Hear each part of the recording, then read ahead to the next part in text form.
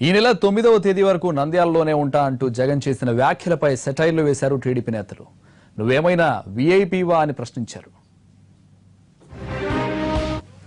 9వ తారీఖు నుంచి నేనే నంద్యాలలో 21వ తారీఖు దాకా ఇక్కడే నంద్యాలలోనే ఉంటా.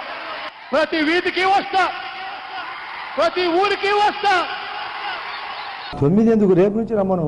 వాళ్ళ అమ్మ విజయమ్మను, షర్మిలాను, భారతిని, ఇంకా వాళ్ళ కుటుంబ సభ్యులను, వాళ్ళ కూతుళ్లను అందరూ రావాలా. రేపే రావాలా. మళ్ళీ 9 ఎందుకు? అర్చి గీ పెట్టినా మేమే గెలుస్తాం. రేపు నంద్యాల ఎన్నికలు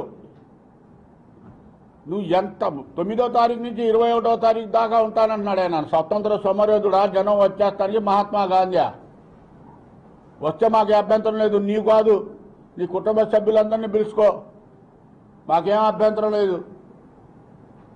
రేపు గెలవబోతుంది టీడీపీ పార్టీ. 100కి 100% గెలుస్తున్నాం మేము. నంద్యాల రాజకీయం రసవత్తరంగా మారింది. ఆరోపణలు ప్రత్యారోపణలు కూడా హద్దులు దాటాయి.